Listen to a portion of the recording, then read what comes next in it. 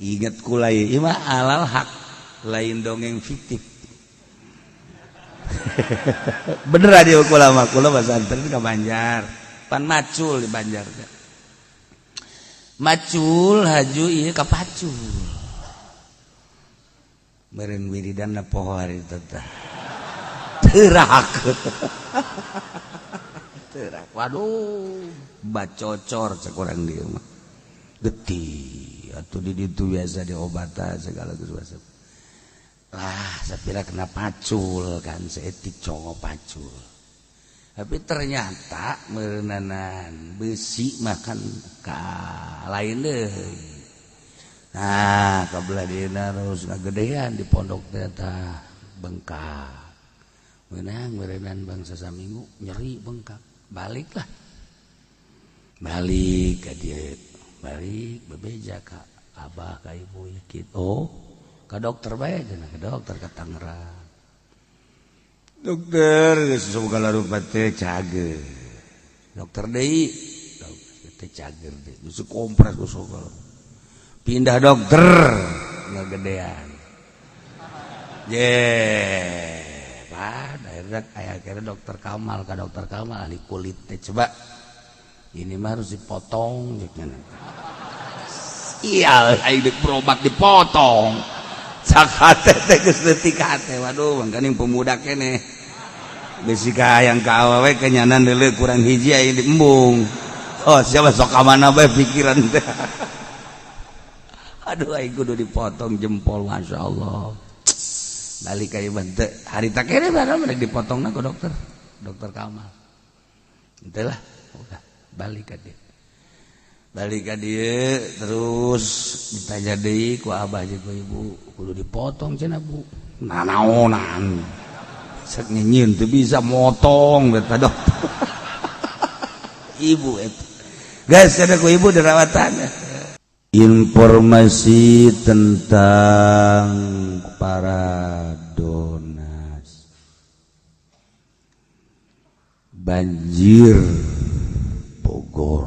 Alhamdulillah kepedulian orang minggu kamari mudah-mudahan aya manfaatna. Tur mudah-mudahan diterima ku Gusti Allah Subhanahu wa taala. Jadi daf'ul bala jang urang kabeh.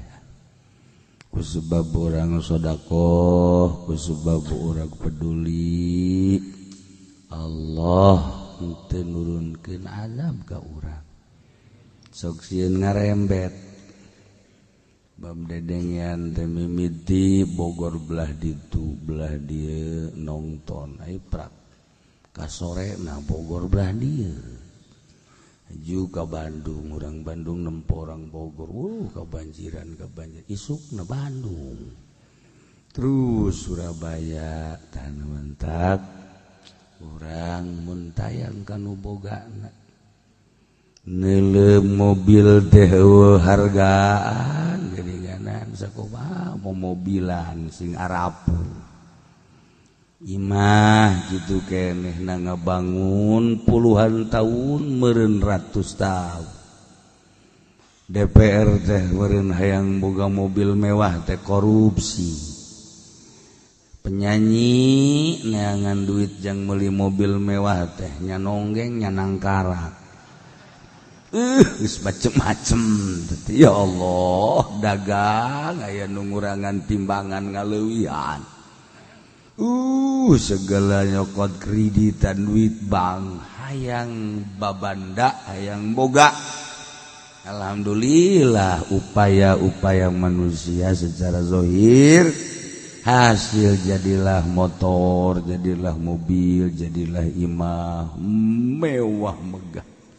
Cagalah yang nyawas ya eta teh kos kitu teh hina deleukeun ya ku aya deleukeun ya ku aya ayo sia mobil sing arampung harga imah gitu keneh nu bogana jejeritan jeung siana ku aing sia bohongan sia lain istighfar jejeritan sia ayo ngararambak masyaallah hayang nyahoina na dunya tah ketika Allah nembongkeun kamahagagahan Allah lain usia nu aing ayo araku ku sia tah aku ku sia tah ku aing dirusakeun nu aing teh mantak lamun urang ibadah masih keneh ngaku-ngaku ka diri urang ka ibadah urang eta mah ibadah TK nu kos kitu ibadah nu geus ulah ngaku-ngaku tuh awak do Allah ibadah do Allah lah rek ibadah rek henteu kumaha Allah bae terus ya seri sorangan ngarasa meureun lain kitu asana ya Allah ya Rabbi ulah di aku mun masih kene urang ngaku berangkat ke Cilongok ngaji di akun urang mun ke di sidang da hareupeun Allah ai tanaga nu saha maka di aku ku sia hirup sia nu saha nu Allah ai tanaga nu Gusti pan sia sok ngomong la haula wala quwwata teu aya daya kekuatan kecuali Allah kunaon di aku atuh nah hijab antara urang jeung Allah ngaku-ngaku nu urang geus ulah di aku kabeh nu Allah mentak lamun urang geus bisa kabeh nu Allah hampang hirup keluar ti majelis sendal sahabat cokol janu Allah ieu rampang piributeun teh harampang nasaubna araratah kabeh nu Allah hatung geus atuh ka buah-buah kiai di orang kunyana geus kabeh aya batasan-batasanana syariat mendak jelema lamun nasaub bae tanpa syariat eta ngaranna tasawuf mikung syariat bae henteu nasaub eta ge syariat bloon ai kaidah lo geus jarah kabeh ge ieu bade bloonkeun bae geus kurang sebab naon syariat bae henteu nasaub atuh mikiran zahir bae nasaub bae teu nyariat anu mikiran teh kumaha Allah bae lepas atuh kaluar ti majelis sendal saha bae belah ditu aya tukang baso jeung mangkok-mangkokna dicokot janu Allah ieu itu kabeh eta kan ngaranna teu make syariat Gusti geus deuk salat ge lah asa sararang cenah wala zikrullahi akbar asal eling bae geus ka Allah kana saub mikung teu kos kitu mentak syariat zahirna tasawuf batinna bakal ngeunaheun timbul hakikatna nah ieu kitu ti sisi ti gigir ngadenge bencana teh mantak urang mun tayang ka Allah ulah sampaikeun kadatang ka urang adapun hajugu Allah disampaikan metamatun Allah iya ngan urang mangadua sebab urang hambana ku cara tolak bala istighfar mah bararisa kabeh ge ya teu make modal tuh nya sodako tah asal geus datang ka sodako bae merengken istighfar mah atuh teh kos ziarah ka kuburan madara rek gitu tapi coba ziarah ka adi ziarah ka kakak ziarah ka uwa anu bereun uwa urang karunya teu susah urang zarahan ka ditu yuk urang manjangkeun rahmi yuk urang ka ditu urang subeuseun dapuran tah urang sumbang dapurna embung mending ziarah ka kuburan we jakena nu menta ka kuburan hampang zarah ka kuburan paling geh mere kolotrak kadenya tuh nu kolotrak itu mah mana gede ilmu ge anu teu kokolotrakan mata eta nu gede anu kokolotrakan malah leutik duit kencring rame lantaran nilaina leutik itu anu nilainya gede waktu ngegepok tilo kadeng kos wajib pengen di kantong na tilo kadeng naonan kadeng itu ya Allah ya Rabb sarua ilmu ge beuki gede bagi tungkul sakumaha pare teh bener tungkul eueuh eusian gacung pare teh kitu kedeh jelema. Nah ieu urang kamari menang 72 juta. Alhamdulillah dibagikeun ke Bogor melalui adikula anu aya di Cilejet Haji Iim. Pakaiana 2 truk. Alhamdulillah tadi penting Bogor belah ditu dibawa di 2 truk. Berikut jeung aya tersisa aya anu lain tersisa anu nuturkeun sodako-sodako dibawa ka ditu 20 juta.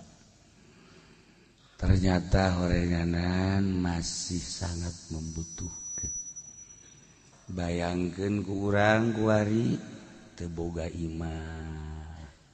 Boro-boro pakaian imah ge eueuh. Dek dahar hese. Nu dibutuhkeun naon sakula di ditu nu dibutuhkeun mun bisa mah beas hajo pasak dagingan basa itu. Tari masak berarti kan. Tari masak kada sebab naon dibere beas atupan butuh sulu. Butuh minyak jeung sajabana ta eta kesulitan tetapi pas ka dieu mah geus ada garing-garing. Alhamdulillah nyana ngomentar nu dibutuhkeun ku ari beas. Maka untuk minggu kedua ieu dipersilahkeun ka santri donatur deui untuk menunggu selanjutnya kiriman-kiriman beasna. Yang ka dioper ka ditu sangat membutuhkan.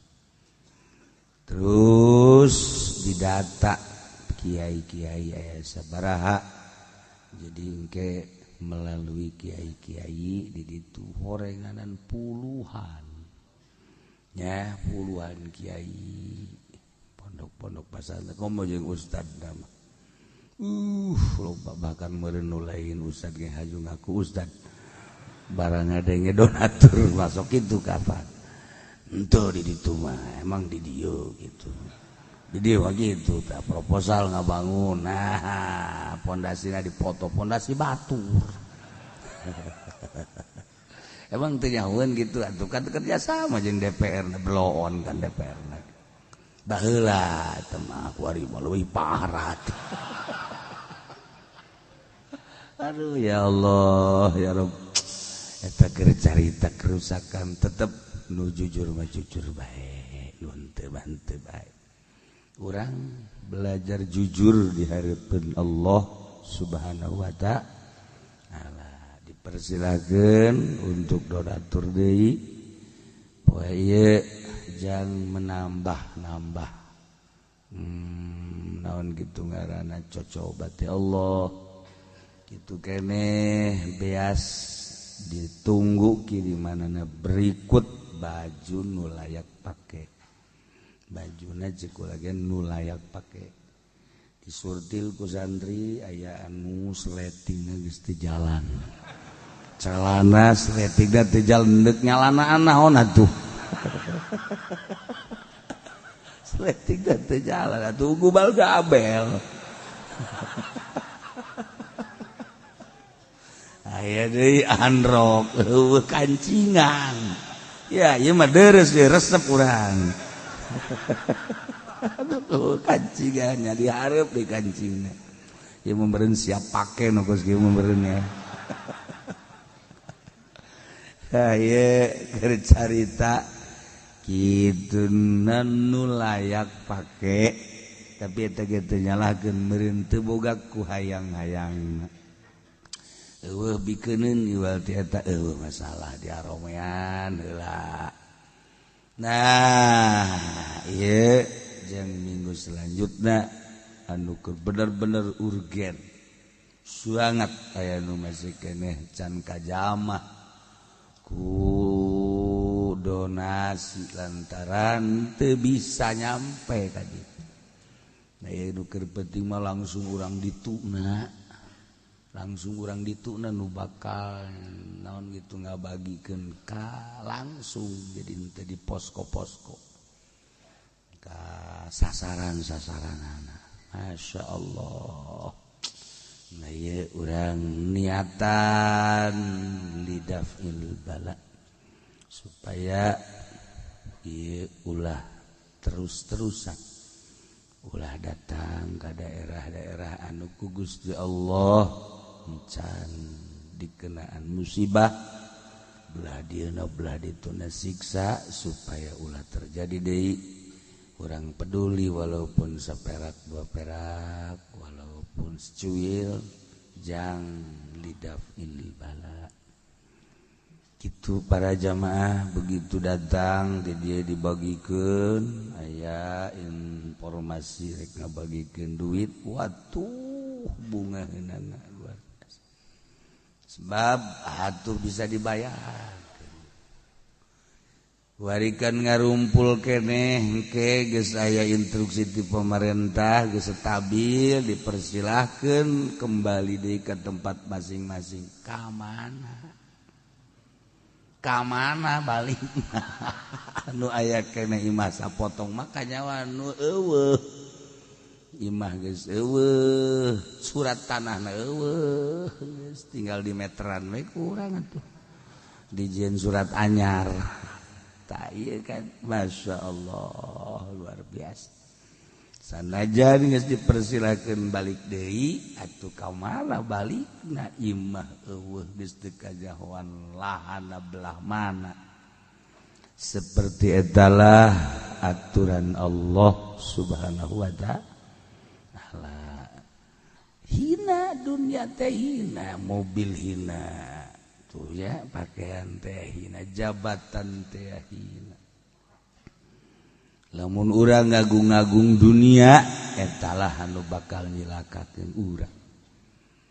Allah ditembongkeun jang supaya bahwa ieu dunia teh hina tah eueuhna naonan dinu bogana di mata Allah. Anu ditilai ku Allah adalah tauhidna, nauhidkeun ka Allah, asal ti Allah diurus ku Allah balik ke Allah eta teh lain bicara tapi kayakinan lamun geus asal ti Allah diurus ku Allah balik ke Allah enteng hirup asalna urang ti Allah eueuh aya nu ngaayakeunna Allah geus aya dihirupan nu mere hirupna ge Allah salila hirup sehat numer sehat Allah digeringkeun ku Gusti Allah numere gering ge Gusti Allah kadang teu puguh teu karu gering tanpa sabab haju cagerna ge kitu ke inget ka dongeng Abah jelema sugih gering geus ka Jakarta geus ka Singapura bebeakan dilayadkeun ku Abah. Nah, pasar we sakena teh mah selain obatan. Coba sing gede hate, coba bae ka puskesmas. Lah, ya sapira puskesmas. Obatna gering eta kena nyeri cili eta, nyeri irung eta. Ngarek puskesmas baja kos kita tuh batuk eta, asma eta. Geus kula geus ka Jakarta, geus ka Singapura segala geus beak ieu geus.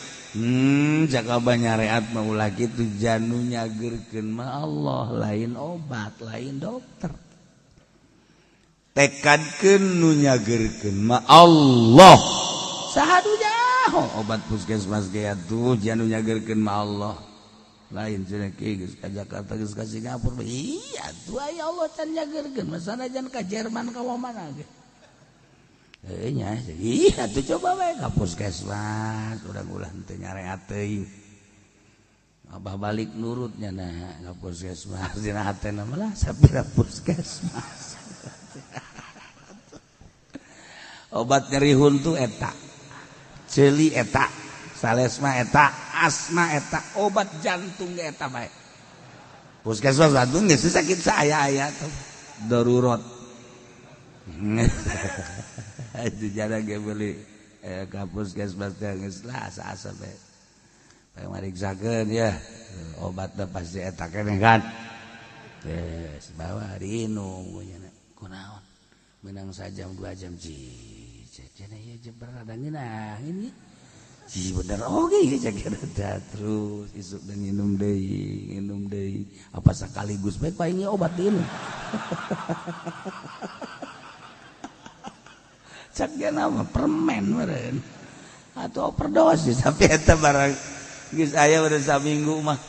Masya Allah bener kiai cakiana bener kiai mentak urang ulah osok ngabaikeun ngecilkeun ka urusan-urusan nu cek hate urang leutik ulah berobat eta kadang-kadang kos kitu urang mah hebat bae ka anu nu nyageurkeun makan Allah aya anu urang mana eta geus teu cager-cager komo mana ge teu cager.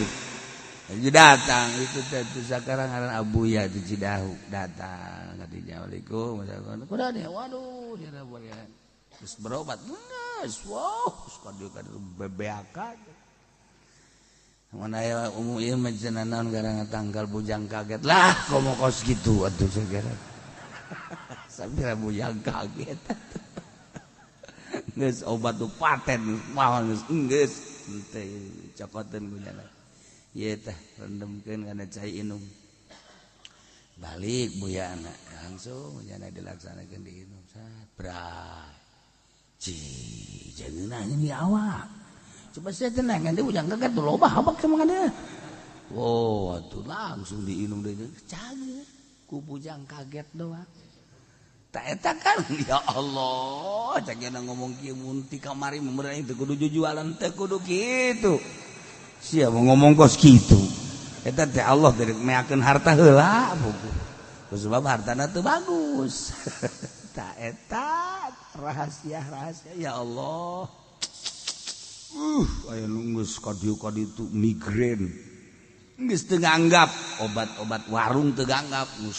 Ka dokter geus diurut ka mana. Aya beta babaturan saya kunaon ieu aduh sakena hulu.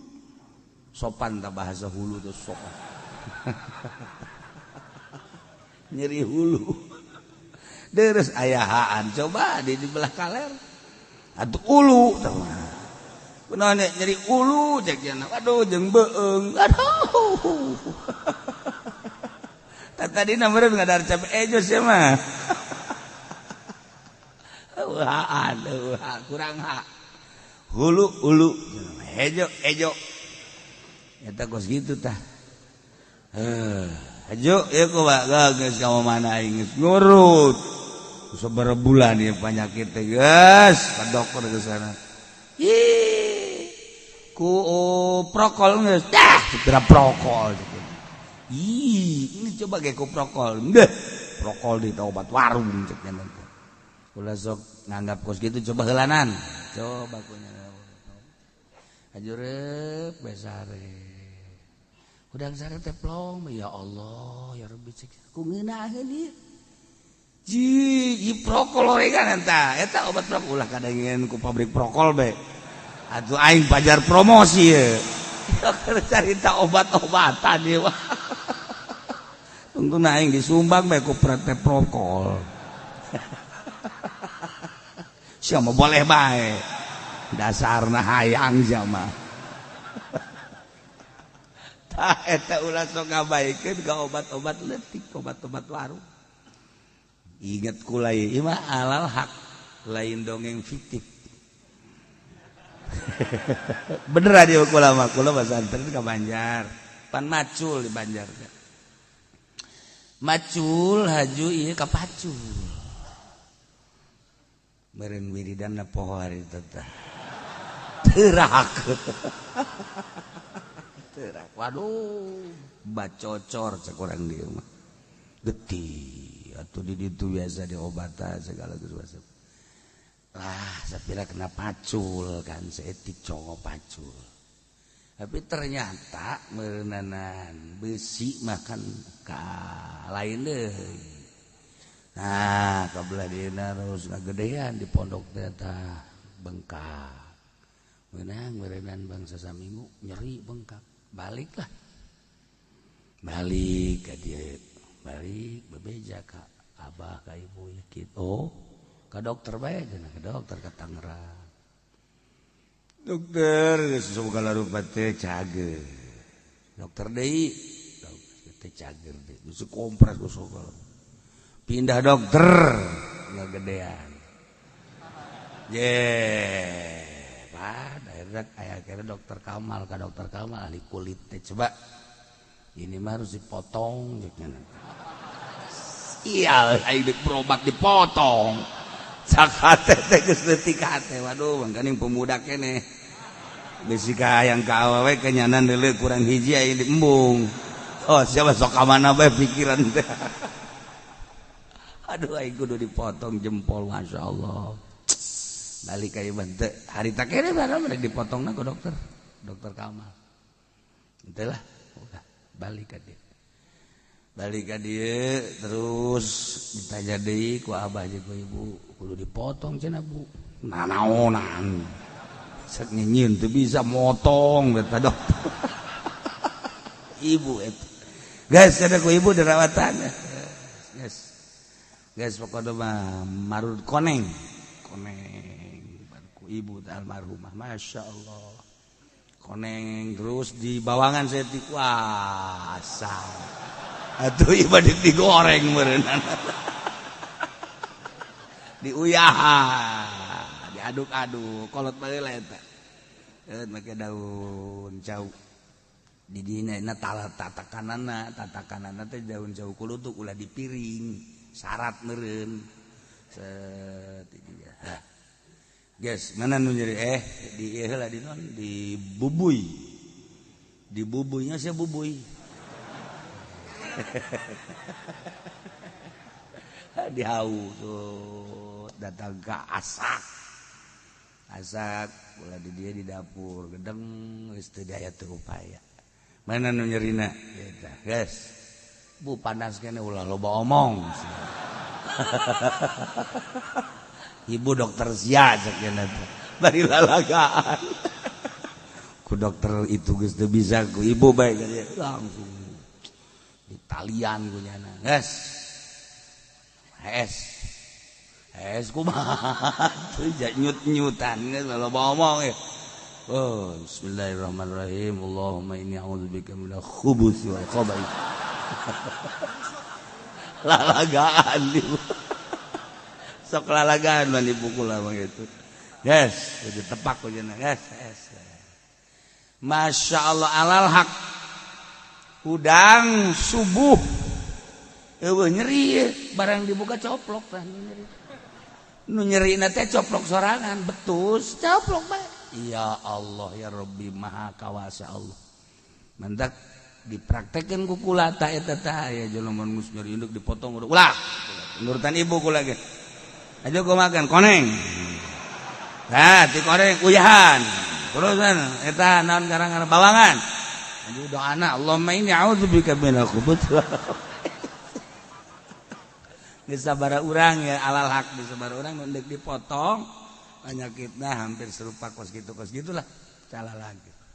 Aya nu menta ka Haji Pendi. Sarua praktek nama kos gitu. Paeh. Geus lain ngagede-ade paeh. Hampir jeung nyanana.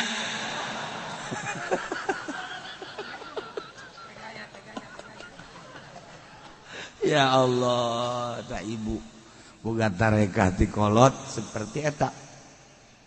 Jadi ulah ngabaikeun urang ke dokter ya boleh ka dokter kan geus teu bisa.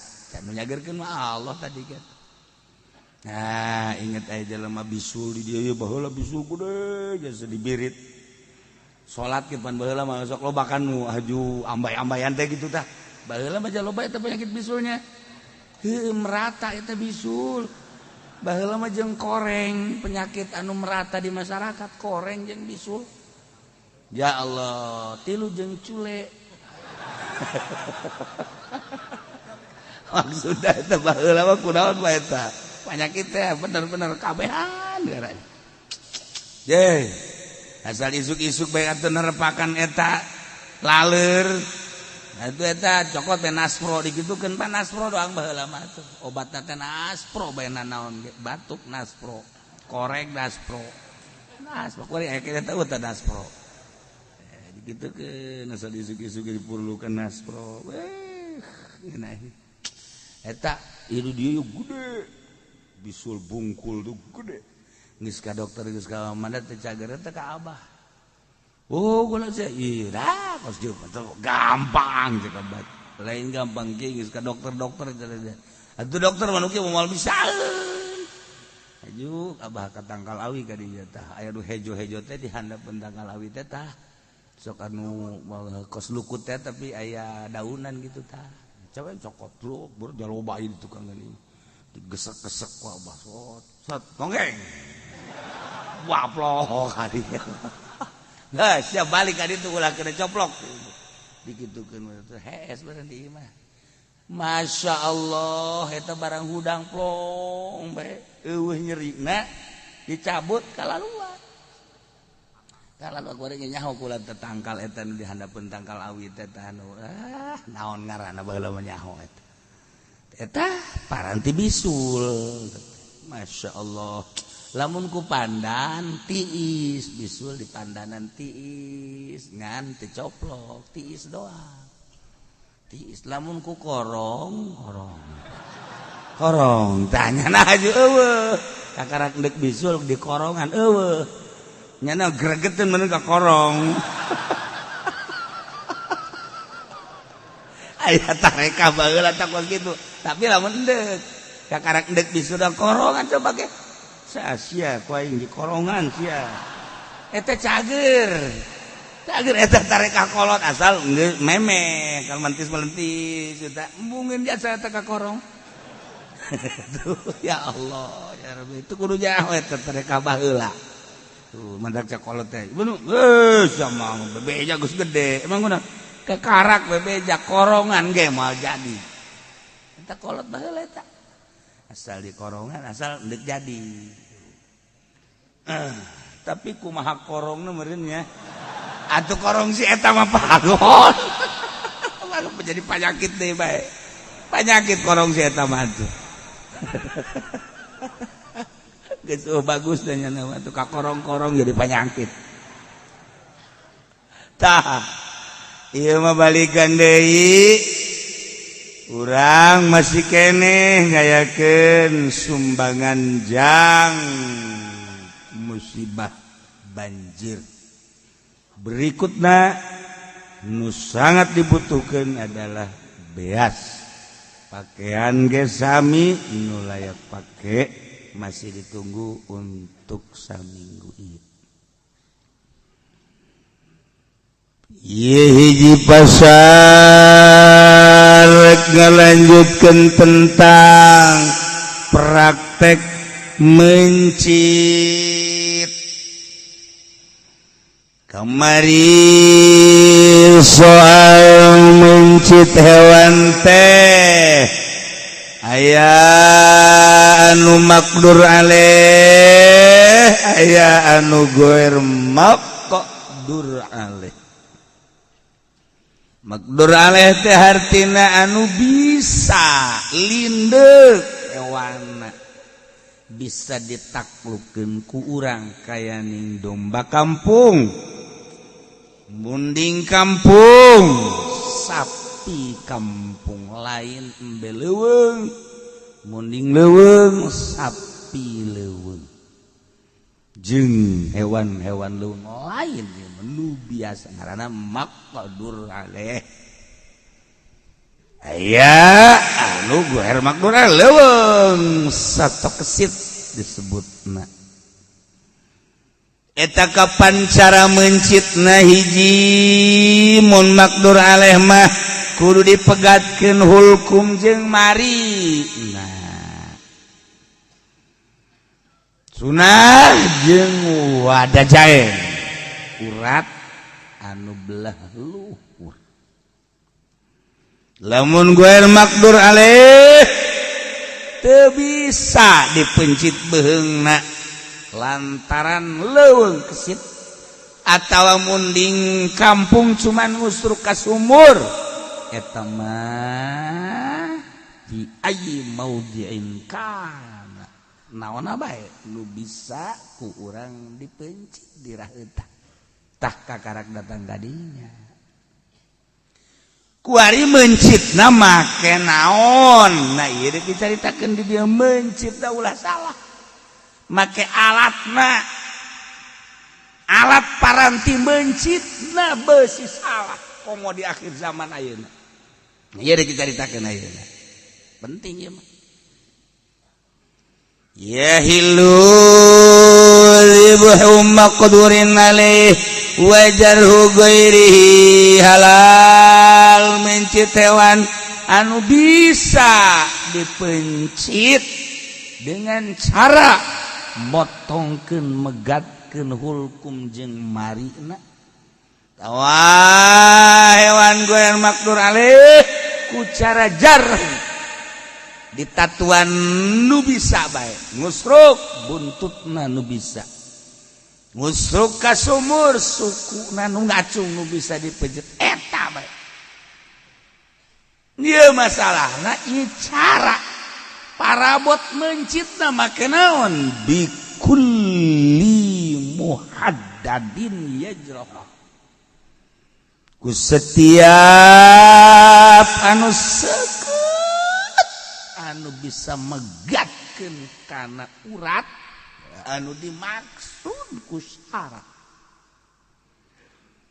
Lamun urang mencit hayam make alat anu seukeut anu bisa megatkeun kana hulkum jeung marina. Urang mencit domba alat anu seukeut anu bisa ngagereselkeun sakaligus.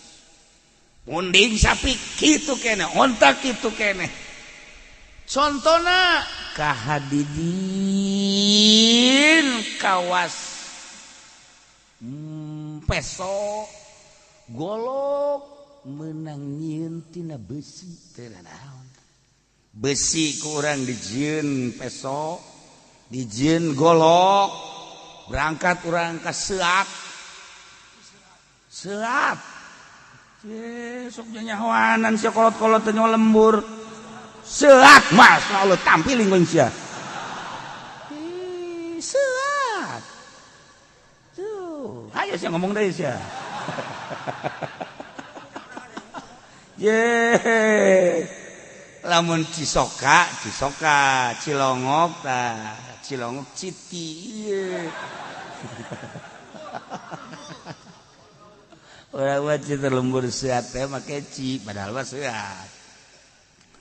Juga babari ci sehat teh terlembur sehat. Nah, atawa belah ditu kan naon kitu ngaranna? Naon kitu ngaranna pasar Ciomas teh? Pada rincang eta nyieunnan golok. Hayang anu hebat pangodokan. Siapa di pangodokan eta tukang nyieunnan golok peso teh. Baheula mah urang mun liwat tanya tang teng trong geleutik mah eta sikeun naon nyeun golok. Jaheut eta di pangodokan. Di pangodokan mah atuh geus teu kudu tang tengkong jaragonya nama besi dikitkeun set. Mun aya besi bawa ka pangodokan, jeung golok set dipaut doang. Masya Allah. Aju kumaha, aju teu kumaha. Jadi golok atuh henteu.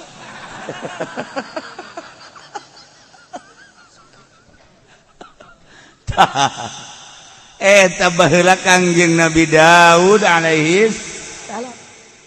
Kaistimewaan kamonesan Kangjeng Nabi Daud alaihi salam dibere ku Gusti Allah mukjizatna besi berbagai logam tunduk di leungeun manehanan. Besi naon bae dijieun baju besi ku badan. Besi teh dijadikeun baju kurang eta ku sebab ieu bisa kumaha bae di modelkeun teh dileunggeun Kangjeng Nabi Daud teh besi leuleus logam-logam naon bae emas dimple-emple perak dimple-emple besi-besi berbagai logam ku Kangjeng Nabi Daud dileunggeun Kangjeng Nabi Daud malah nanaonan dek diipiskeun ku dijieun baju maka nyeunan baju perang baju kre baju perang ieu cetok perang asana lain cetok beureun nya ngaranna eta mah cetok mah budak angon pan paranti perang naon coba ngaranna helm sia mah heran helm bodoh datang ka kolot paranti perang coba cetok paranti ngangon helm paranti motor yes ya ada tak kula besok inget ka jelema anu khotib eta teh naon gara bayaran khotib bayaran barang hudang jam 11:30 guguraan bae naik motor make helm kan datang pas kadinya adzan pohonnya na helm tadi buka langsung ka mimbar Masya Allah tuh jelema seserian kabeh pas inget-ingetnya anak baca khutbah alhamdulillah helm tadi buka eta khotib bayaran teh kos kitu teh nah iya lamun cetok budak angon helm motor lamun ieu teh naon tudung wajah disebut teh naon ieu paranti perang tah ieu kan tah eta dijieunnan ku Kangjeng Nabi Daud nya nama ieu naon gara-garana nurut besi teh nurut mentak urang melet teh melet make eta doana Allahumma layyin qalba sarwiti kama layantal hadid li Daud alaihi salam Gusti muga ngaleuleskeun ka hate sarwiti sakumaha leuleus da besi dileungeun Kangjeng Nabi Daud lah tuh besi nu sakitu teu astaga dikitu-kitu jadi tih jadi leuleus atuh hate wa komo bae atuh langsung penting muncilak we sarwiti pepe kena berarti ya aduh Masya Allah geus kikian bae aya nu teu kitu tetep barang dibaca tetep bae nu muncilakna nu maca kieu asana eta tanu aslina baca layyin qalba sarwiti kama layantal hadid li Daud alaihi salam make dampe leuleus di Kangjeng Nabi nah kuari besi dijieun peso besi dijieun golok kena seket muhaddad abe sakaligus ayam segar hareupeun set peso mantak diukur heula ka buuk ka dieu set mun urang geus ngasah ukur ka dieu set kitu kolot baheula nah asal geus asah aya kulit ka dieu set dikitukeun heula set kada buuk krek asal geus teurak kana buuk atuh geus mun aya nyana mah geus coba leungeun set nu meh kakotok ka nyana heula kitu kan set gitu kene domba bismillah Allahumma sholli ala sayyidina Muhammad dua seket ya alat paranti mencitna model besi anu dijadikan dibentukan peso golok nu seket nu hasin tambaga ge menang zahabin emas dijieun peso golok urang mah di dieu mun nyaritakeun emas dijieun peso emas dijieun golok asana meureun muringkak bulu tapi coba di Brunei kan penghasil emas anu luar biasa jelema kan saeutik ngan sakian puluh ribu penghasil emas anu luar biasa matak Raja Bulkiah Brunei Darussalam segala rupa emas tempat tidurna tina emas lawang nage etana emas tatanjakna nage emas serba emas kabeh asbak nage emas. Ieu tempat micen tempat micen. Naon kadang-kadang klosetna emas. Kamu Haji Pendi datang ke ditu tuh geus. Saya mau ke WC dulu, iya. Kunci kunyana. Tunggu ditek-terekan. Lain ngising.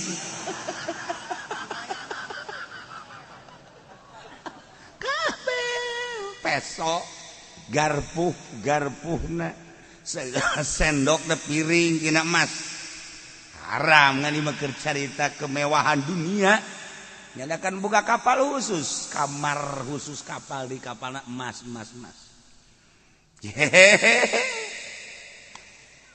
tuh nyana geus ngasa bangga panghebatna dibandingkeun jeung Indonesia naonan nyana di urang malain pakai jelema Mas Tono Mas Darto jadi mas urang di pakai jelema di itu mana di Brunei mah di urang mah jelema pakai emas aduh Mas Kirdun ya emas tak misalnya emas dipakai di jin peso seket pakai mencit menang perak gitu kan kayu aya kayu anu teas model kayu nu sok dipake jalan kereta api eta mah kahujanan kaanginan teh kapan teu naon sabala puluh tahun ratus tahun ribu tahun eta kayu nu sok dipake itu di rel kereta api bal tambah kahujanan keanginan kuku manggih eta kan hebat. Nah aya deui kayu teh modal di kayu di Kalimantan aya hiji kayu mun dipaku ge ngagenyai dipaku ge teh paku nu milih ngagenyai eta mah masyaallah kokos tangkal kalapa di urang baheula eta tangkal kalapan kolot teh anu hideung itu diantep geus diantep dicai teh diangkat ke masih kene diantep kene kolot baheula makan gitu. Nah kuari ngabangun pan baheula mah ngabangun teh ngumpulkeun kayu da sabaraha taun baheula makan gitu. Nah eta kayu-kayu kalapa nu asli hideung dirimbasna ge rimbasna ngagenyai-genyai mun dirimbasna. Eta kayu kalapa masyaallah. Tah aya kayu bisa pakai mencit kayak ning kayu kalapa baheula atawa kayu kipaku baheula teas genyai tah eta bisa pakai mencit kayu kosobin awi hinis mencara kurang dikitukeun srak sing ada tah asal geus dikitukeun tah nyeun hinis biasana awi hideung trek laikeun kadinya geus ulah make golok ka dituna ku urang digitukeun set angkat kan tak eta seukeut besi teu percaya ka dieu hinisna ka dieu leungeun siana oh mencit manuk mah geus ulah make peso ulah make golok make hinis mencit manuk mah cara nyieun hinis ulah kieu ye awi dikitukeun set aja dikitukeun langsung ulah maseukeun tah pantek set kelaikeun rendeung dikitukeun set potong tah eta sih atuh aya make carana naon ge atuh teu ye kosobin hajarin batu make batu diseukeutан ku urang atuh biasa dibentukeun supaya seukeut masalah ja eta ge anu sok pake nyeuketan eta batu keneh bae pan nu sok pake nyeuketan golok teh atuh pangasahan atawa lain nu sok muter teh gerinda eta batu keneh baheula mah ngan kuari mah dibesikeun jadi teundeuna kita jadi gurina baheula mah batu diseuketan bisa pakai mencit halal ya. Kemudian zujaj kaca seket halal basah halal mencit hewan anu bisa ditaklukkan kurang cara alat nu pake mencit teh anu seket mun besi geus dibentukeun peso golok anu seket kitu kene tambaga emas perak termasuk kayu awi batu kaca nu penting seket awal ila zafran wasinan kecuali kuku urang mencit hewan make kuku haram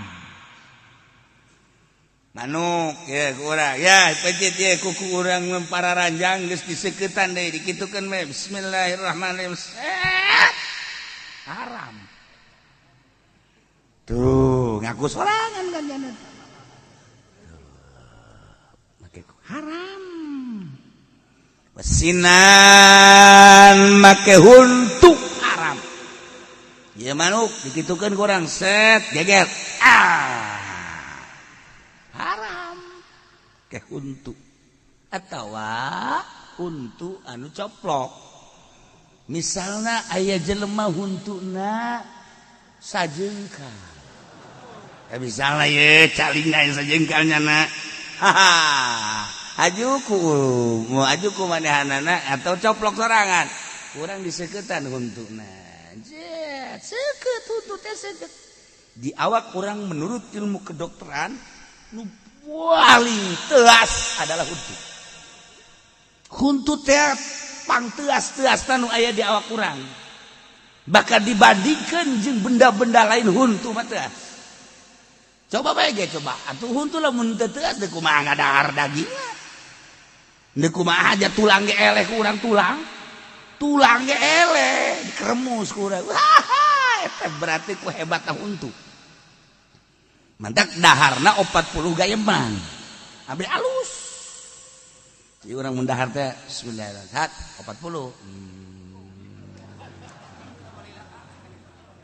40 ieu lain pan set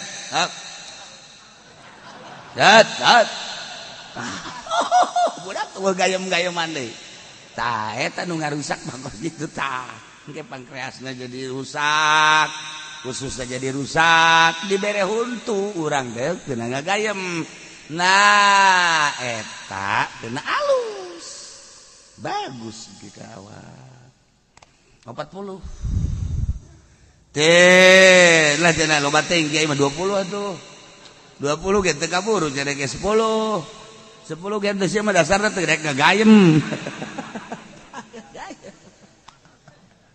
ulah make huntu ulah make kuku ulah make huntu wasairul izam jeung berbagai tulang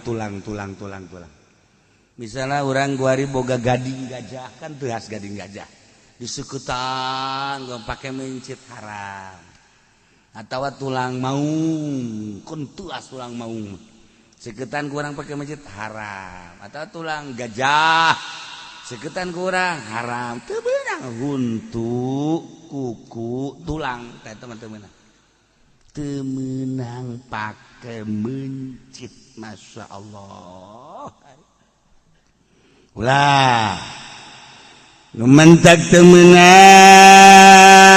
make kuku lantaran langsung Kangjeng Nabi nyarita ma'an harodam wa dzikra rasulullah alaih fakuluhu laysa sinna wa zupra naon bae nu bisa ngocorkeun kana getih jeung disebut ngaran Allah silakan dahar teh Kangjeng Nabi laysa sinna wa zupra selain huntu jeung kuku teu meunang ku Kangjeng Nabi diulah nu mantak huntu teu meunang lantaran huntu teh tulang sedengkeun tulang eta adalah kadaharan jin teh barang daharna tulang geus lamun kurang dipencit engke jin neuleukeun dipake mencit ke jin neuleukeun waduh makanan urang geus dipergunakeun anu kos kitu jin eta jin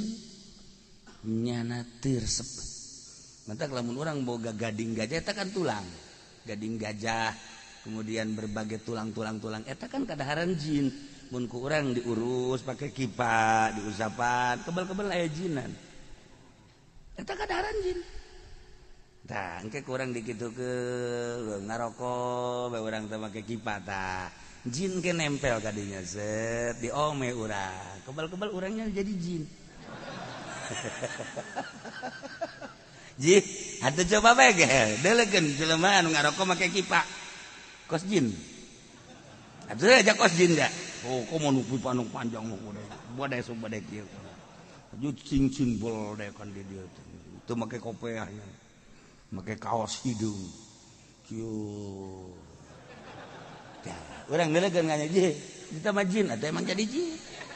Tadi nama kasurupan doang, kasurupan. Bari menjadi jin asli. Nah, mun aya kiai ngarokok make kipa jin eta. Cadepan kiai ge osok, atuh kipa aing mah lain tina tulang. Itu teh rahasia pribadi teh. Jin eta kok kitu. Tah tulang teh beurang pake bencit. Lantaran cek Kangjeng Nabi tulang eta kadaharan jin. Geus teu beunang dipake mencit sebab eta teh jin marah. Nomor kadua habsi. Urang habsi teh nu kafirna baheula mun pepencitan make ieu naon ka kuku. Geus Kangjeng Nabi paling benci tasabuh jeung kafir. Baik kuku anu aya di dieu maupun kuku nu panjang kemudian dipotong aja dipake mencit. Kuku jelema atawa kuku hewan sarua bae. Ulah teu beunang. Ta eta cara mencit. Hiji kudu make besi atawa naon bae selain daripada kuku huntu jeung tulang. Asal nu seukeut bisa pake mencit, bisa pake mutuskeun hulkum jeung mari halal. Tapi lamun make besi anu teu dicekel ku jelema boga naon kitu ngaranna make alat besi teu dicekel ku jelema pepencitanana haram pos ayeuna pepencitan teh eta pepencitan lain make leungeun jelema tapi make mesin haram. Nyamantak sing hade kuari urang masuk ka restoran. Sing hade urang ayeuna lamun meuli daging lah maningan urang mencit sorangan bae. Meuli daging sakumaha hebatna. Australia misalnya saha nu mencitna di Australia. Cenah jelema agamana Islam apa kafir. Sedangkan mayoritas kafir. Kan urang teh lamun mayoritas kafir pepencitan urang mun teh nyaho haram. Urang kuari ka Bali, di Bali mayoritas Hindu. Henteu nyaho urang teh anu mencitna saha haram hukumna. Atawa urang manggih embe geus dipencit. Di hiji daerah nu mayoritas kafir. Ya embe tapi nang mencit ya dideuleu ku urang hulkumna pegat marina pegat ieu mah halal ya ngan di daerah nu mayoritas kafir haram hukum. Tapi lamun urang manggih embe kemudian hasil mencit di hiji daerah mayoritas Islam halal kan gitu. Atuh ku di restoran ieu urang ka Hindu ka Bali mayoritas Hindu di dinya teh nyaho urang nu mencitna sama mayoritas Hindu sanajan daging domba daging hayam sapi mayoritas teh Hindu haram kecuali aya khususnya restoran Ibu Aisyah muslimah eta mah geus eta halal tak urang maksudna ka dinya mentak di Amerika make label di Amerika mah restoran muslim di Amerika mah sebab naon gitu minoritas Islam besi keliru jadi eta aya restoran muslim jadi urang lamun kadinya geus teu sanksi deui lamun henteu make kos kitu haram teh di Amerika mah mayoritasna lantaran Kristen aya urang lamun bulan puasa ka Amerika ka ditu nah sekali-sekali ulin teh ulah dipuri be Ya ke Amerika tuh. Nah, di situ aya. Nya, mun kopi muslim. Tah lamun restoran muslim. Tut, aya kabeh di Amerika mah aya blok muslim. Di Belanda komo di Belanda mah. Ya Allah. Masya Allah si budak. Gitu. Tuh sapira Belanda. Tah deket Cikupa ka Katu eta. Udah Belanda mah loba nu bisa bahasa lain bahasa Indonesia di Sunda. Di Belanda mah nu bahasa Sunda ge loba. Coba ge ke Belanda ka ditu. Barang obrol bisa bahasa Sunda. Kula bae keur ka Yogyakarta ngobrol tah ditanya ku kula. Ditanya, "Where you come from?" cik kula. Itu English dong. Ceknya nanti Belanda lah ceknya. Terus, how long itu nanti? How long itu nanti? Aing mesti pajar tuh bisa Gus ya, atau mesti pajar bisa. Jadi sanksi kan siata. Praktek ceknya nak. Abdi ge di Bandung, ya boleh jadi bahasa Sunda ya. Mohon saya abdi di Bandung lami terus ayeuna terus di Belanda deui ayeuna ka Bandung deui nuju Ameng we. Pan pase amat ya budak. Bahasa Sundana atuh resep kada di Bandung mah. Saya kerupuk ya di Bandung mah peuyeum segala. Aju atuh segala sambal raos. Yo. Aing kaduhung make bahasa Inggris tadi. Bahasa Sunda ya bule bahasa Sunda Belanda. Bareng teh jeung kula terus leumpang make bahasa Sunda be. Tapi kadang-kadang ayahnya nu kacaletot nanya, what is this? Nyawat. Kan bahasa Inggrisnya kan kadangnya kurang. Lamun hebat eta kan hampir teu kanyawan. Atuh teu kanyawan aman bahasa Arab. Kula di Madinah bahara jeung jelema teh ngobrol jeung urang Arab, ngobrol jeung urang Malaysia make bahasa Arab.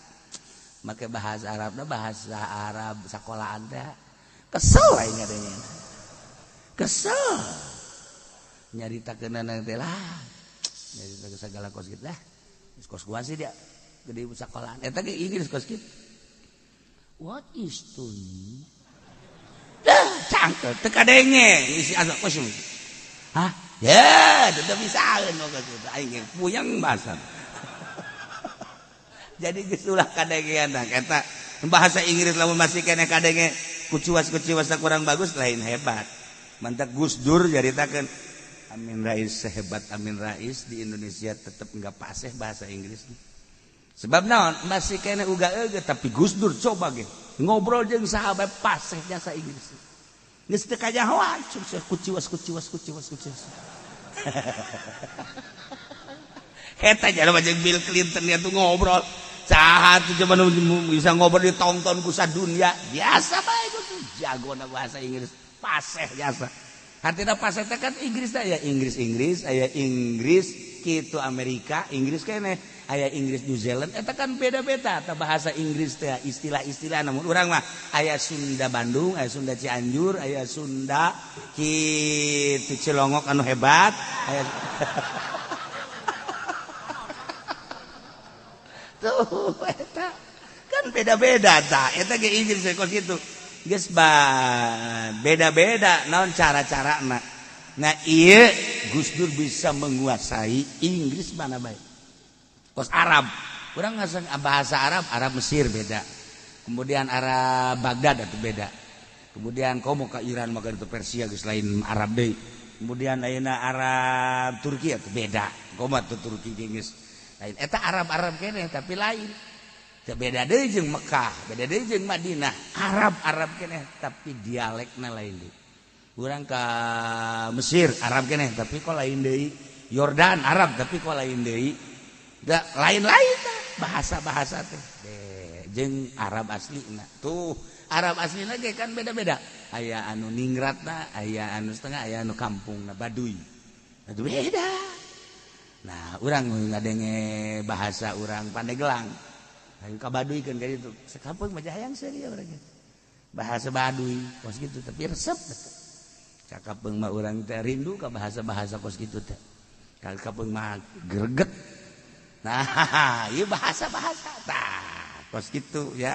Nah ieu balikan deui carita soal kitu pewencitan sing hade eta urang sing hade urang carita pewencitan teh nya alat-alat anu digunakeun model di Australia kan gitu tah alat set iki jasupeun tah hewan kadinya digedrukeun haram aya nu digedrukeun baheula mah kitu brak aya dipencet bari mah yeuna kitu bae diasupkeun huluna kadinya dijagal sup digiringkeun plak angkat deui plak angkat deui plak aya nu tilu sakaligus tilu dikitu geblek haram pencitan haram nah hayam lamun hayam makan muter hayam model nu kuari hayam make jaket teh naon ngaranna naon ngaranna cikeun hayam di jaketan cikeun ngaranna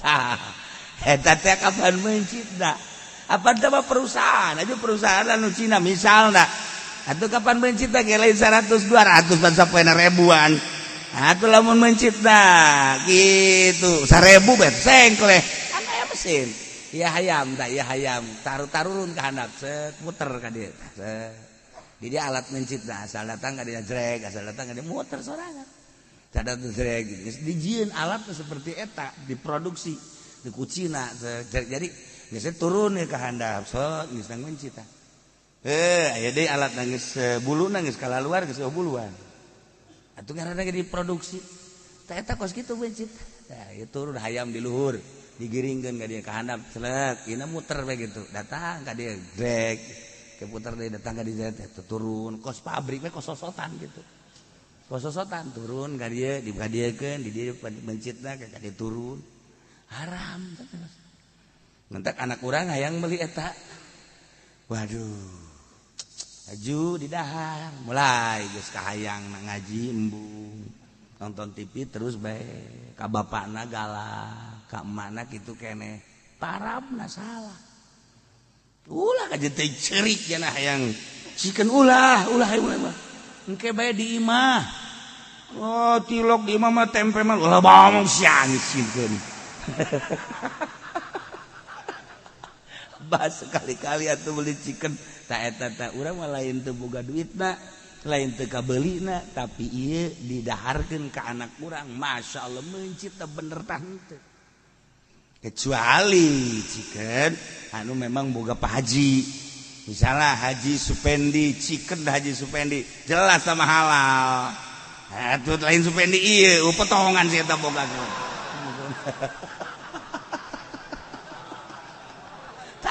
eta mah halal berarti kan masyaallah tuh ya iyalah si hade urang carita tinggal ieu bakal dicaritakeun falau kutila bimusaqallin wah beuki rame ka ditu mun aya hayam dibabet aya hayam manuk ditembak atawa dipanah ieu jangan lewatkan minggu depan. Lah ngabesan bae gitu.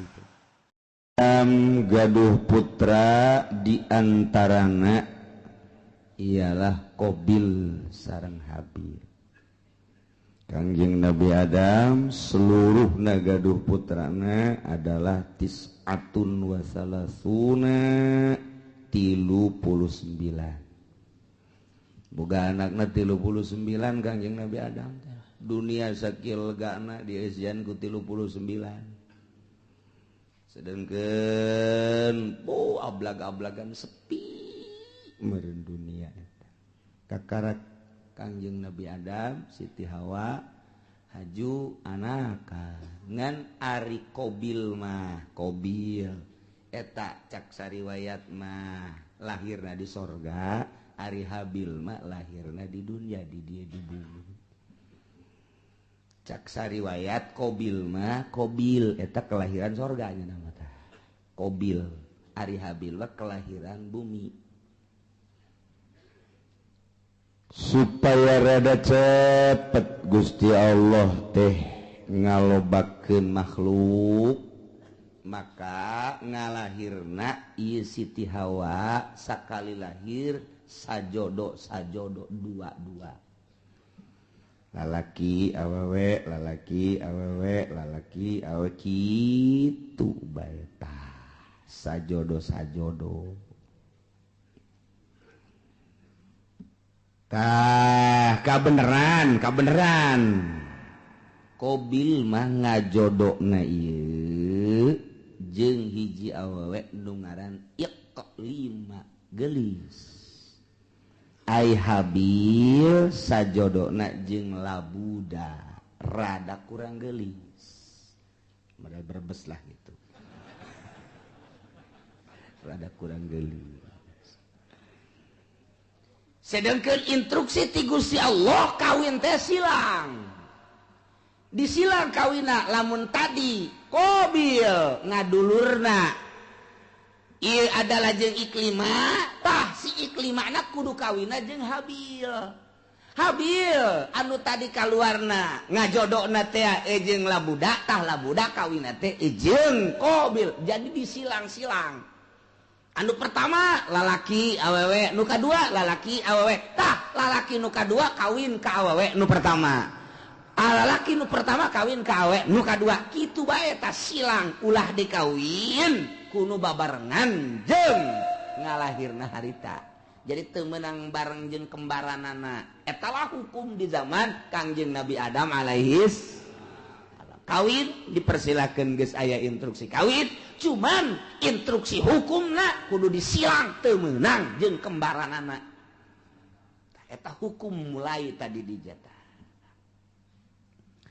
lantaran begitu diinstruksikeun kawin umur kakarak 20 tahunan kabeh ge instruksi ti Gusti Allah kawin seperti eta sak ti Qabil kakakna ngeunah bae sia Habil dikawinkeun ka kembaran aing geulis ka mapan ayeuna si bae kawin ka kembaran sia ieu dideuleu atuh kulit ya berebes lah cak urang berebes emang ulu geulis gitu di berebes tah kos gitu tah jadi kurang naon gitu amperna kurang naik Qabil jol we iblis datang ka jero hatena mulai ta iblis ge pan diusir di sorga leuwih ti heula pan iblis wah ini cak iblis bakalan gua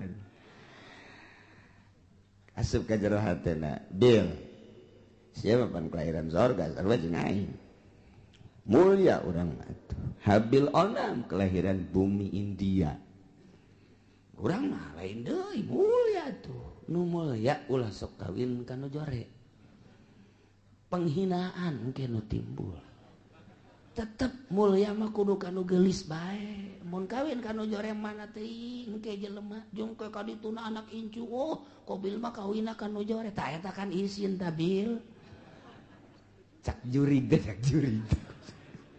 ya pugu cek jangan tuh pugu embung ya ge eta mah abah ngomong cenah hukum ti Allah eta bohong sebenarnya mah eta bohong eta eueuh ti dituna eta mah kabisa abah bae abah teh deudeuheun ka Ki Habil ka adisian nu mentek dikawinkeun kudu ka kembaran sia nu geulis ai sia nu kakakna nu kelahiran di ditu kudu kawin ka adina Habil eta teh lain ti Gusti Allah kajeun kumaha ge bibisaanan bapa sia Adam ngaranna instruksi ka ditu demo habeu ka ditu kamari kan demo ka Jakarta demo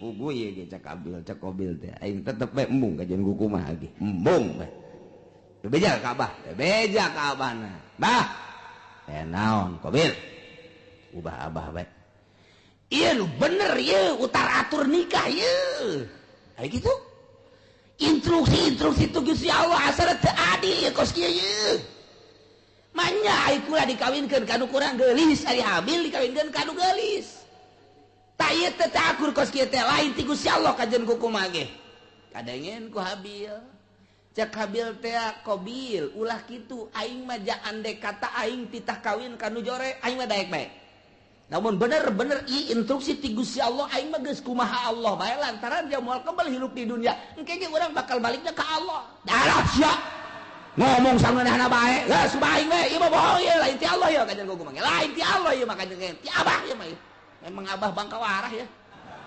mulai eta lamun sok nyarekan abah teh eta mimitina teh tidinya tah di Cikubaya duaan teh sok nyarekan abah teh iya Masya Allah mulai tidinya cak Kangjeng Nabi Adam ita amarallahu Allah marintah ayu zawja Qabila labuda ukhtabil wa zawja Habil yaqlima ta eta teh instruksi ti Gusti Allah cak Kangjeng Nabi Adam anjeun Qabil kudu kawin ka labuda dulur Habil kudu kawin ka dulur itu Qabil ngaran Iklima instruksi Allah teh bisa cak Qabil kajian kukumah kula mah embung kajian kukumah tetap kula mah sakali embung sebab ieu kula mah teu percaya bahwa ieu teh hukum ti Gusti Allah teu percaya mulai kakarak aya sakituan ge hukum Allah geus ditentang cek urang mah tuh kakarak tarurun ti sorga pan teh saeutikan keneh jelema teh atuh matak naon narurut ka Kangjeng Nabi Adam henteu tanggeus mulai henteu nurut ya Allah terus bae iblis teh daekeun leupas ti Qabil ieu mah kajian kukumah kudu selesaikeun masalah ieu selesaikeun ieu mah lamun terus-terusan kieu pan isin ka kadituna ieu isin urang ieu banyak Qabil kawin jeung nu jore aya Habil kawin jeung nu ta eta isin gengsi ieu gengsi urang mah panturunan sorga oh moal ini moal kajian gua tetep bae teu hayang aing mah ajeun geus kieu kumaha kajian kukumah ge urang pokona pas ini bae heula tah tidinya Qabil mikir pas ini unggal poe sakumaha ucing jeung anjing asal kapangiwang kaki Qabil teh kaki Habil teh tuntutanana Qabil luar biasa lobana Qabil mah kakakna Habil adina Habil mah nurut bae aing lah kumaha bae sabodo Allah nu penting mah urang mah ibadah nuturkeun aturan Gusti Allah Subhanahu wa ta'ala lantaran terus-terusan memuncak permasalahan teh tah kuari mah diinstruksikeun kieu ayeuna mah kieu bae atuh nyieun korban lamun memang bener-bener ieu teh kitu menang ti Gusti Allah maka engke aya tandana mun maneh teu percaya bahwa ieu teh instruksi ti Gusti Allah sok nyieun dumades maneh ka Gusti Allah taqarrub ka Gusti Allah sapopoe maneh mah ieu Qabil cak Kangjeng Nabi Adam teh kunaon teu inget ka nu nyieunna ieu tuturkeun Gusti Allah ibadah ka Gusti Allah moal kebal hirup di dunia tuh deuleu Qabil tuh Habil mah nurut jasa adina kabeneran nurut kakana kurang nurut datang ke kuari teh kakak sok rada kurang nurut teh heran orang-orang ati dituda eta ya Allah eta kos kitu nyieun korban kuari mah nyieun korban naon nu dikorbankeun ku maneh Qabil ulama supaya Gusti Allah narima ka kula de korban lantaran kula mah petani hasil tani bae ayo geura kumpulkeun maneh Habil naon kula mah lantaran pangangon embe kibas kula mah cirina naon cak Qabil ieu bahwa korban ditarima ku Gusti Allah jeung teu ditarimana engke cak Kangjeng Nabi Adam lamun ditarima bakal turun langsung ti langit seuneu set engke ngalahap anu ditarima mun anu maneh Qabil ditarima beak engke garing dihakan seuneu dilentam seuneu lamun nu ieu anu ditarima nu kono Habil nu embe beak bosna kitu bae oke cek nyana jadi geus iya dikumpulkeun ku nyana harta-harta hasil tatanian nu dikumpulkeunana hasil tani mun pare nu pangjorena nu dikorbankeun teh lamun gandrung anu geus pangjorena korma nu pangjorena dihiji-hijikeun bangsa anu bakukulna eta dikorbankeun ari nu bararagusna mah ieu dipake ka hook kunyana jang ditumpuk-tumpuk harta jore Ari kau Habil mah begitu de korban teh wow neangan umben wang gede aja nu wang bagusna dipandian ku cenah ieu ujang Gusti Allah mah ieu korban ka Gusti Allah lintakan nu wang gede da wang bagusna wang lintuhna jadi beda karakterna ai Qabil mah kos urang Cikupa nu pangjorena bae ai Habil mah kos urang Cilongok nu pang bagusna bae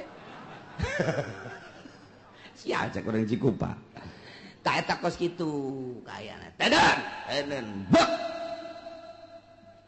teu kebal langsung turun seuneu tet neong itu turun seuneu cak Qabil pasti nu aing nu dilentab ka jeung ku komal pasti nu aing mun aing nu dilentab berarti aing kawin jeung nu gelis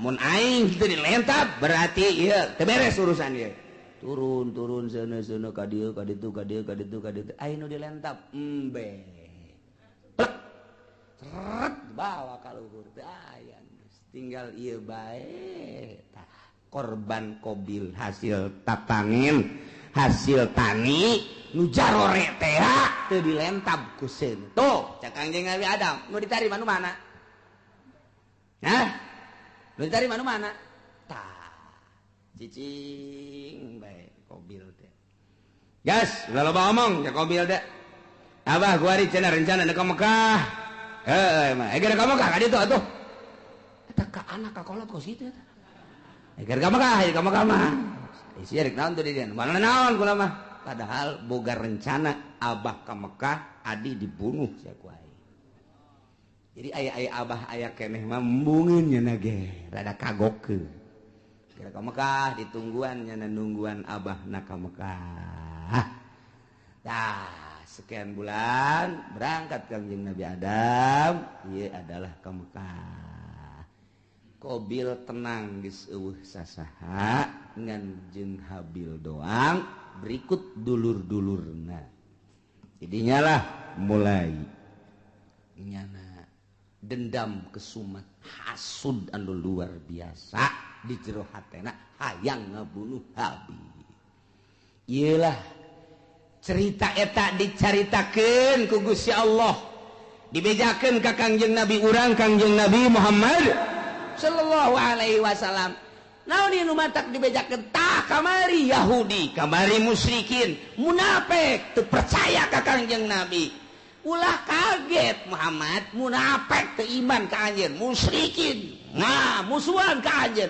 kapirin ngamusuhan ka anjeun cikene nu kamari dicaritakeun teh ngamusuhan ka anjeun horenganan baheula ge takarak ge turun ti sorga ka dunya ieu anak incu Kangjeng Nabi Adam anakna sorangan Qabil geus boleh teu percaya ka Kangjeng Nabi Adam geus teu iman ka Gusti Allah malah ngabunuh adina nu ngaran Habil dicaritakeun ka Kangjeng Nabi abeh Kangjeng Nabi ieu tenang tentrem adem sebab lamun teu nurut jelema ka Kangjeng kemudian Kangjeng Nabi na teu dihibur manusiawi kan Kangjeng Nabi sifat kemanusiaan pan aing teu diturut aya kitu mah aya dongeng-dongengna tah Kangjeng Nabi Isa ge teu diturut jah heueuh tuh Kangjeng Nabi Adam ge teu diturut jah heueuh atuh kong aing abeh kitu entek tenang Kangjeng nah ieulah didongengkeun ku Gusti Allah melalui ayat watslu bacakeun ku anjeun ya Muhammad he Muhammad alaihim atas kaum anjeun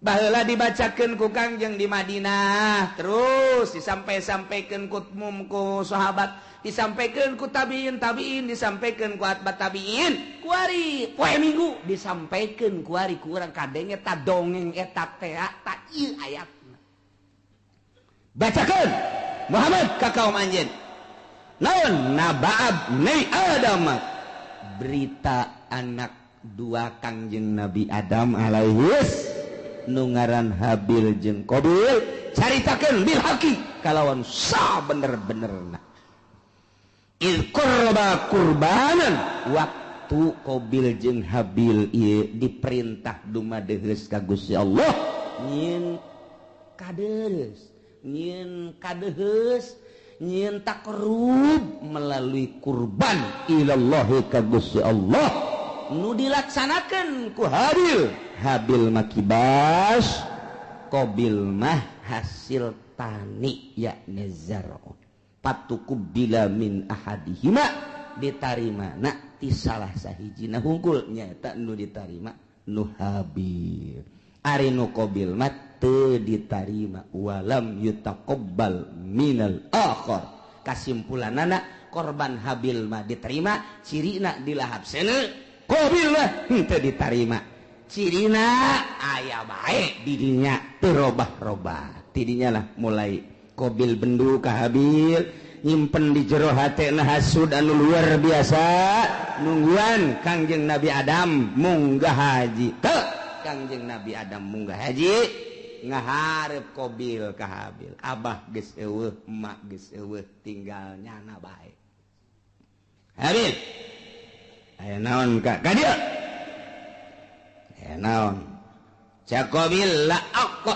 tulan bang aing bakal ngabunuh sia bunuh si aku aing cek Habil kola 5 kok main bunuh-bunuh bae emang aya naon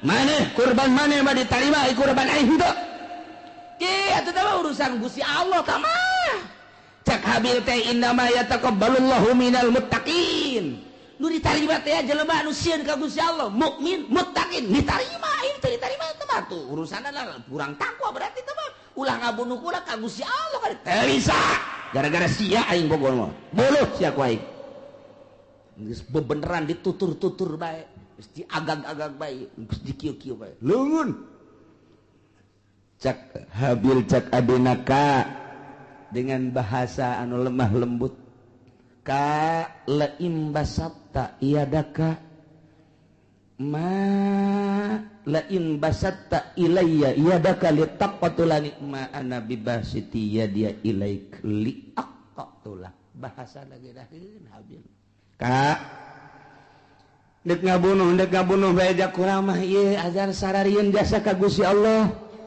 la in basatta yakin pasti nyata lamun kakak ngagerakeun leungeun kakak manjangkeun leungeun kakak ngulurkeun leungeun kakak dek nampiling ka kula kakak dek nyabok ka kula kakak dek kabunuh ka kula ma ana bibasiti yadia ilaik kuring memual kudu males uluran tangan kula memual nyabok ka kakak kula memual ngabunuh di eueuh saeutik terbersit di jero hate hayang ngabunuh eueuh saeutik hayang males kakak ngabunuh kula mah dek cicing bae kakak nampilih kula mah cicing bae kakak dek jawab kula mah cicing bae pokona mah kula mah moal ngabunuh sama sekali silakan kumaha kakak bae lantaran ini akhafullah rabbal alamin sieun jasa ka Allah eta Habil mah bahasana anu luar biasa inni uridu an tabu'a bi ismi wa ismik fatakuna min ashabin nar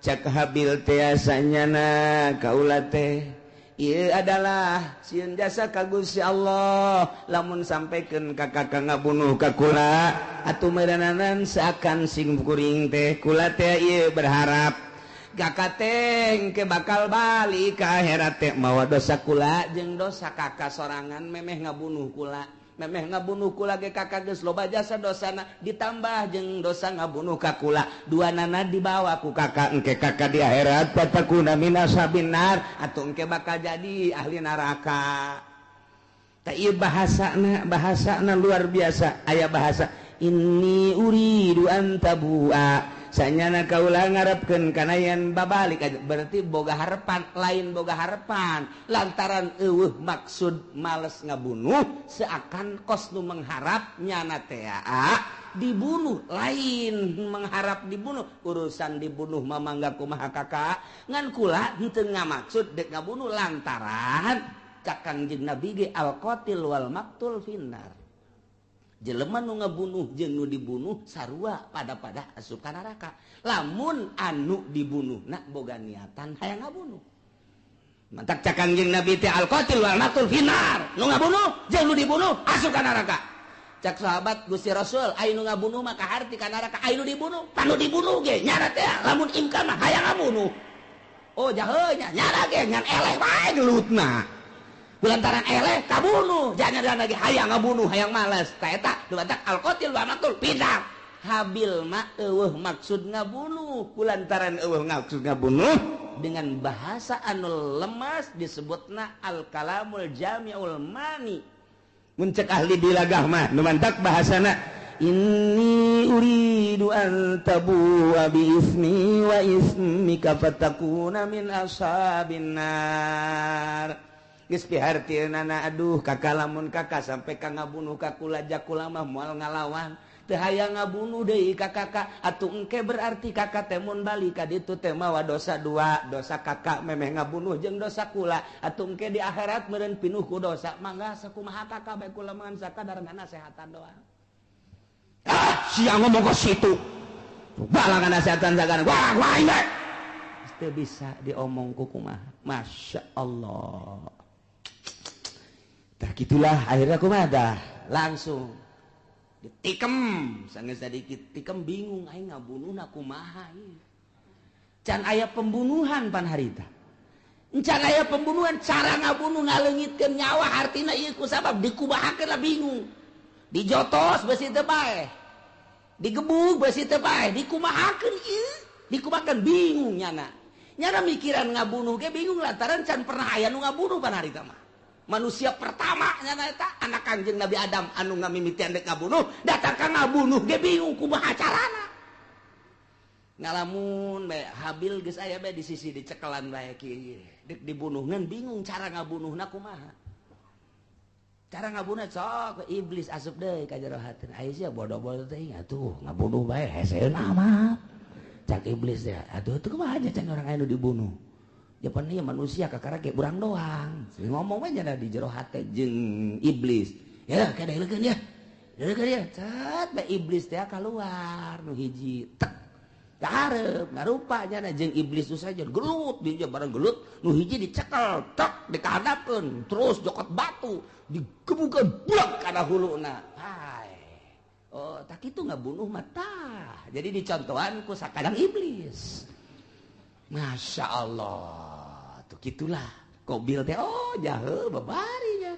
eta iblis nu hiji pae kakara pae geus pae nah Habil ku aing geus bisa sebab aing geus kuliah aing kuliah ngabunuh aing geus bisa aja kuliah ngabunuh nangis aya dosen iblis langsung bae nurutan iblis jadi diperagakeun ku iblis cara ngabunuhna mantak cekel tujahkeun langsung kliak nyokot batu nu gede diangkat ku Qabil gecretkeun kana huluna gujret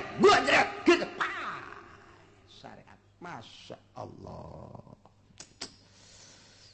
gitulah bakal jadi ahli neraka wa zalika jazaa'uz zalimin nyana jadi ahli neraka babalas jelema nu zalimah tidinya lantaran keheul jeung keukeuh bae hayang ngabunuh fatawaat maka ngagoda zayanat ngahiasi lahu ka Qabil nafsahu kana nafsu naqatslahi kana ngabunuh dulurna nu ngaran Habil diperagakeun ku iblis faqatalahu maka dibunuhlah ku Qabil Habil dengan cara diperagakeun kos sakumaha iblis fa asbaha minal khasirin barang geus bae ngalangsa lantaran iblis kalaluar tina hatena ditinggalkeun kabur malah kadenge kaburna ge hayu sia cilaka Qabil cak iblis kan cilaka sia Qabil cak iblis aing geus teu tanggung jawab aing ge ieu doraka setik di sorga turun ke handap baheula kalantaran teu percaya ka adab aing dilaknat ku Gusti Allah sia ku ari termasuk laknateun Allah aing teu tanggung jawab kumaha sia bae Qabil ceurik di dinya kadung ditangkep ku nyana aduh hadi cang nyana ditangkep ku nyana masyaallah ieu aya ku kieu-kieu teuing ditangkep ku nyana bari ceurik nyaah jeung deudeuh diciuman geus pae kakak kudu kumaha ieu teh kudu kumaha jelema geus Kangjeng Nabi Adam Siti Hawa ka Mekah adi-adina jararo tinggalnya na doang duaan ditangkep ku nyana geus dibunuh mah lantaran iblis tak kalaluan mana teuing luar biasa sedihna Qabil harita neuk minta tulung ka mana ngan sakit kituna jelema dibabawa ku nyana dipapanggul ku nyana ku deudeuh jeung nyaah